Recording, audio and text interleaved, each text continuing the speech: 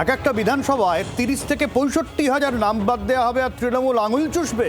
আবারও অনুব্রত মণ্ডল স্বমহিমায়। একই সঙ্গে তাঁর এটা দাবি যে বিজেপি নির্বাচন কমিশনের মাধ্যমে সংখ্যালঘুদের নাম বাদ দিতে চাইছে, আর পাল্টা বিজেপি সুর চড়াচ্ছে।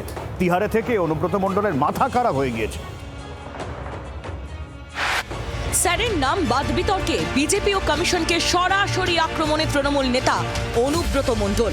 বীরভূমের কেষ্টর অভিযোগ, স্যারে অধিকাংশ মুসলিমদের নাম বাদ দেওয়ার চেষ্টা করা হয়েছিল, কিন্তু তৃণমূল সেই ষড়যন্ত্রকে ব্যর্থ করে দিয়েছে। ম্যাক্সিমাম মুসলিমদের নাম বাদ দেওয়ার ব্যবস্থা করেছিল, আল্লাহ ঈশ্বরের দোয়াতে পারে নাই।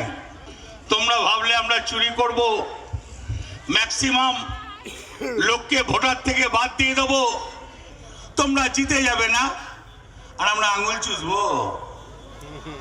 আঙুল চুষতে আসি নাই।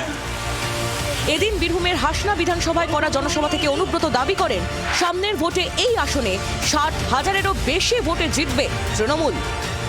এক একটা বিধানসভায় 30,000, 40,000, 50,000 ভোটার বাদ দিয়ে তোমরা জিতে যাবে না। দলটা তৃণমূল কংগ্রেস, সিপিএম কে তাড়িয়েছি, তোমাদেরও তাড়াবো। আবার 26-এ ইলেকশন, সেই ইলেকশনে মমতা ব্যানার্জি জয় জয়কার হবে।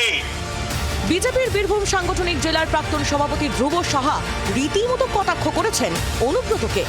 কেষ্টবাবু বুঝতে পারছেন যে উনি জেলে ছিলেন, ওনার ব্রেনটাও একদম রিজেক্ট হয়ে গেছে, এবং তৃণমূল কংগ্রেস অবৈধ ভোটারদের ভোটে জিতত, আজকে তারাই স্বীকার করছে, সেটা এবার পারবে না।